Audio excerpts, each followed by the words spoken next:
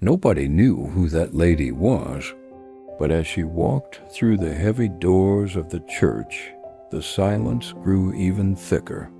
The sharp sound of hinges echoed through the hall like a warning. Each step she took made the floor creak, almost as if the floor itself were hesitant to support her. Eyes began to turn, one by one, like dominoes slowly falling. First, those closest to the entrance, then those in the middle of the aisle, and finally those in the front row where the family wept silently. She didn't fit in. She wasn't dressed in the expensive black clothes everyone else wore. Her simple, worn-out dress seemed to belong to another era. A white scarf partially covered her gray hair, and her eyes, her eyes held something no one there could name: sadness, anger, or a strange peace. As she walked, she didn't hurry, as if each meter were a calculated decision. Some whispered, others frowned, trying to recognize that face. But most just watched, mesmerized, unable to understand why they seemed to belong more to that moment than anyone else in the room. In the center of the church, the coffin lay open. Above it, a wreath of white lily. The man's body inside appeared at peace. Alvaro Figueiredo, the magnate, the benefactor, the exemplary husband.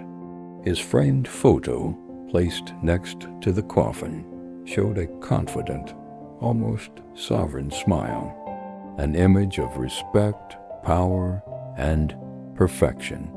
But in a few seconds that image would crumble. Her trembling hand, the woman stopped before him, slowly tracing it, as if recognizing every detail. Then, gently, she approached the deceased's face. There was an intimacy in that gesture that no one could explain. The murmur among those present grew, but suddenly ceased when she opened her mouth. His voice was not loud, but it echoed like thunder in a silent dawn. "My husband, why did you never tell the truth?" The air seemed to drain from the room. The muffled sound of sobbing escaped from somewhere, but no one dared move. Everyone was paralyzed. Alvaro's wife, sitting in front, widened her eyes, trying to process what she had just heard. Her face contorted into a mixture of disbelief and fury. Beside her, her children exchanged confused, almost frightened looks. And then the woman unknown to everyone did something even more disconcerting. She slowly opened the bag she carried close to her body and removed an old document protected by plastic yellowed with age. She held it up for everyone to see. A marriage certificate. Date: June 12, 1974. Groom: Alvaro Figueiredo. Bride: Helena Duarte. A buzz erupted like a gathering storm. The security guards began to move, but hesitated, perhaps because of the woman's age, perhaps because of the silent weight of the revelation. Helena didn't cry. She didn't tremble. Her face was a mask of calm, but her eyes told an entire story, decades hidden. Friends, and in that business moment, people, journalists, the coffin, curious the official family, she didn't just break the silence. She destroyed a myth. The man everyone knew as upright and blameless, now in death carried with him a shadow that no one imagined existed. And as the first questions formed in the minds of everyone present, who was she? Why had she never shown up? And above all, what else had Alvaro hidden? One certainty lingered in the air. This woman wasn't there to pay homage. She was there to expose the truth, and the truth everyone knew can be more lethal than any secret. The funeral was for Mr. Alvaro Figueiredo, a name that carried weight. A business magnate with a fortune estimated in the billions, he built an empire that spanned generations. Throughout his public life, Alvaro was the embodiment of the perfect man, a faithful husband, a loving father, a fair and generous businessman. He was a constant presence at charity events, praised by politicians and admired by competitors. A man who seemed untouchable, above suspicion. But on that silent, mournful morning, something was about to break. The church was full.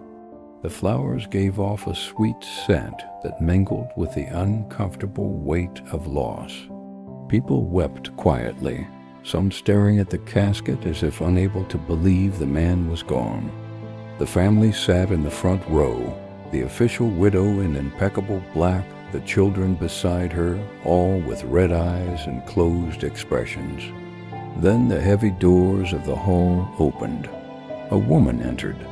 Her gray hair was neatly pinned back, her face weather-beaten, but her gaze so steady it seemed to pierce through walls. She wore simple, almost humble clothing, an old dress, a worn-out coat, and a pair of shoes that had seen many years of wear. The contrast with the luxurious surroundings was stark, and that was precisely what made everyone notice her. Each step echoed on the marble floor, shattering the almost sacred silence. There was no rush. There was no hesitation. She knew exactly where she wanted to go and why she was there. Some whispered, trying to guess who it was. Others frowned, uncomfortable with the presence of someone so out of place. But no one dared stop her. When she reached the center of the church, her gaze fixed on the coffin, she stood still for a moment as if measuring the distance between the past and the present. Her eyes didn't fill with tears, but there was an intensity in them that made it clear. She had a story to tell. Her name, Helena Duarte, 72 years old. Widowed, at least, that's how she introduced herself. But for her, that word widow didn't mean mourning. It meant something deeper, something that until that moment no one there knew. Helena took a deep breath and took a few more steps, approaching Alvaro's body. She smelled the scent of flowers mixed with the cold, distant smell of death. She lightly touched the edge of the coffin, as if recognizing a face without looking. There was an invisible tension. People watched, some curiously, others uneasily. The official wife, in the front row, began to lean forward, as if to make sure of what she was seeing. And that's when something changed. Helena's face hardened. Her lips parted, and the voice that emerged was low but sharp enough to cut through every corner of the room. "Alvaro, my husband." The words echoed, and for a second, no one reacted. It was as if the world had stopped to comprehend what was happening. The official widow's eyes widened. One of her sons murmured something inaudible. The murmur began to spread among those present, growing like a wave about to break. But Helena didn't look away. She didn't back away.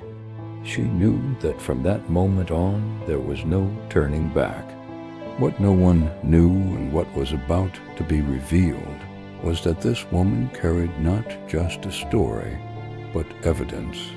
Evidence of a past that Alvaro had hidden from everyone, and that now, even in death, he could no longer keep buried. That remained in the air was simple. What else would she say? When Helena stood before the coffin, the entire hall braced itself for a simple gesture, a silent farewell, perhaps a shy tear, or a whispered prayer. But that's not what happened. She leaned forward slowly, as if carrying a huge weight on her shoulders, and her wrinkled hand rested on his cold face. Her fingers traced his pale skin, almost as if trying to memorize that touch one last time. Then she broke the silence with a sentence that seemed to have reached her decades ago. my husband. Why did you never tell the truth?" Those words sounded like muffled thunder. The echo spread throughout the room, and an almost palpable unease filled the room. For a moment, no one moved. Even the suppressed crying ceased. The silence didn't last long. Soon, whispers began to spread between the rows of chairs like sparks in a dry field. In the front row, Alvaro's official wife moved abruptly, as if she'd been hit by an invisible blow. Her body stiffened, her eyes wide. She didn't know whether to stand or remain seated, but instinct made her stand. A mixture of confusion and disbelief etched across her face. Helena, for her part, didn't back down. She didn't seem intimidated by the judgmental stares, nor by the social weight of the moment.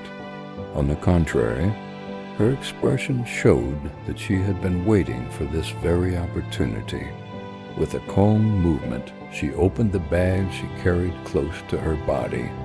It wasn't an elegant bag. The leather was worn, the handles a little faded, and the zipper was rusty. To anyone looking from the outside, she might think she carried only souvenirs and old photos. But from within, Helena pulled out something that would completely change the course of that funeral: a marriage certificate. The paper, yellowed with age, bore the marks of a lifetime of storage-folded corners, small stains, and that fragile texture that only time can create. She held it up for all to see. Some in the audience stood up discreetly, craning their necks to confirm what they saw. And then he read in a firm voice, as if he wanted each letter to be engraved in everyone's memory. Date, May 12, 1974. Location, a small inland town. Signature, Alvaro Figueiredo. The effect was immediate.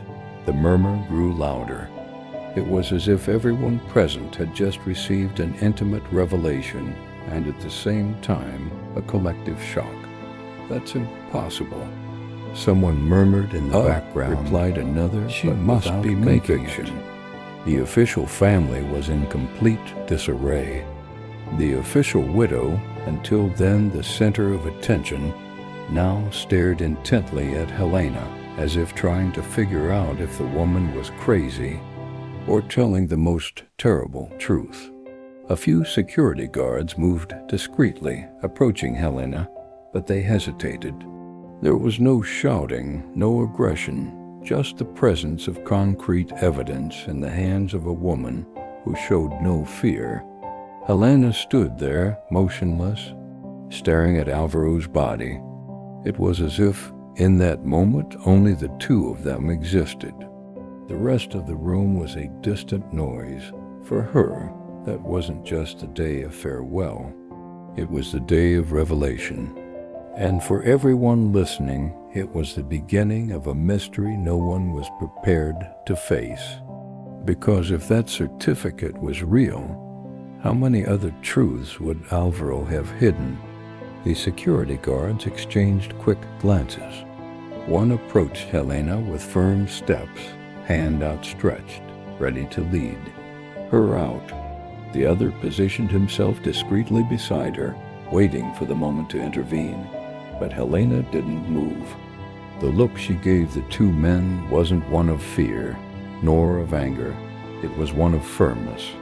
A look that seemed to say, "If you touch me, you will carry the weight of this truth forever." And then, before anyone dared touch her, she spoke again. Her voice was controlled, but filled with a deep, almost impossible to define emotion. "He promised me he would come back." And he did. But no one knew. The buzz spread like wildfire. People leaned toward one another, murmuring questions, guesses, and theories. Their gazes flickered between Helena and Alvaro's body, as if trying to find some trace of confirmation. The official wife stepped forward, her face contorted in disbelief. Her children, still seated, exchanged uneasy glances, trying to understand if this was a cruel farce or, worse, the truth. Helena was unfazed by the hostile environment. She held the certificate tightly in her hands and continued, with the clarity of someone who had waited decades to be heard. For years, decades, Alvaro was married to me.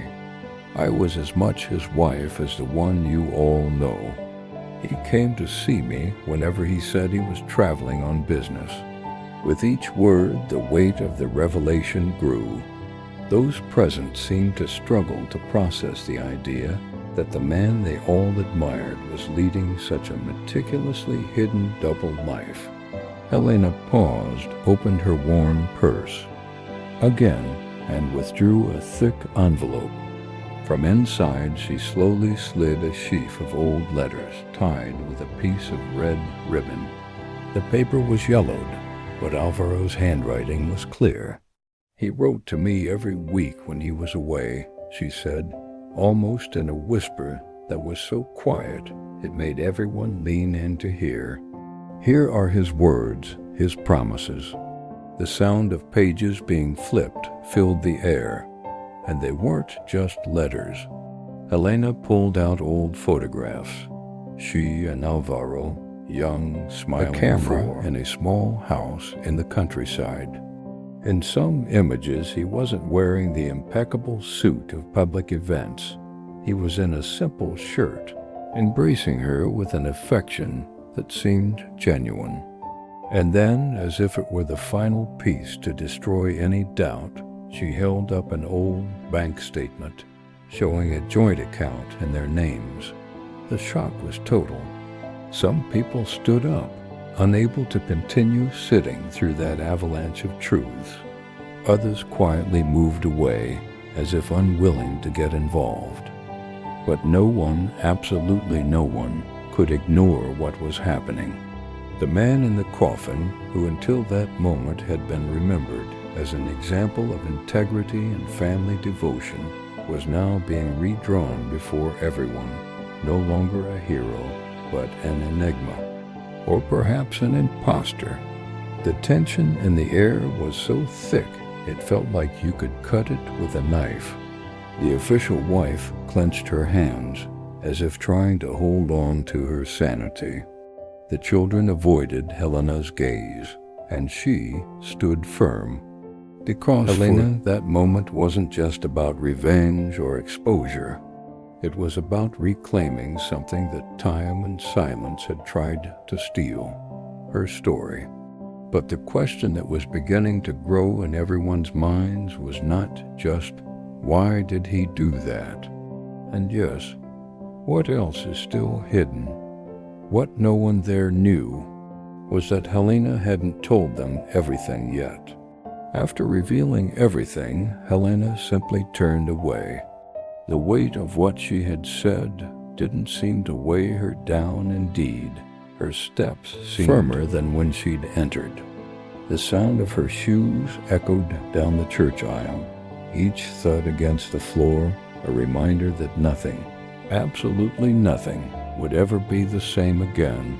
No one tried to stop her. There were no outstretched arms to block his exit, no voices demanding explanations. Just an almost suffocating silence, occasionally interrupted by the rustle of clothing or a stifled sigh. Maybe it was fear. Fear of facing the truth head-on, of accepting that the man everyone admired had carried with him a secret so deep that now, even dead, it continued to change the lives of everyone around him. Or perhaps it was something even more disturbing. Deep down, everyone there knew she was telling the truth. Helena walked through the church portal and disappeared into the soft morning light, leaving behind a funeral that no longer felt like a farewell, but rather a silent tribunal where each person present had to decide whether to continue believing in the myth or face reality. Inside, Alvaro Figueiredo's image had been shattered forever. The flowers, once a symbol of homage, now seemed like decorations in a false setting. The coffin, which had carried a serene body, now also carried a past tainted by secrets. Some wondered if the family would try to contest it. Others wondered if the woman would return with more evidence, more stories. But the question that lingered in everyone's mind, and which would probably never have a definitive answer, was another. Did he really love them both, or neither? Perhaps he loved only himself, seeking in each life a piece of comfort or power. Or perhaps, in his silence and duplicity, he was a divided man, incapable of giving himself completely to anyone. The truth is that after that day, Alvaro was no longer remembered solely as an exemplary businessman. He also became the protagonist of a mystery that would never be fully solved. And Helena? She returned to anonymity. Perhaps home, perhaps to a place where she could find the long wait and the weight of carrying alone such an impossible to believe story. Stories like this make us reflect on how we know or think we know the people around us. How many truths are hidden behind public smiles, impeccable reputations, and seemingly solid relationships? And what's more, what would you do in Helena's place? Would you keep the secret until the end, or would you reveal everything, even if it were too late to change anything? If you were in her shoes, would you reveal the truth at the funeral, or let the story be buried with him? I'd love to hear your opinion. Leave a comment below.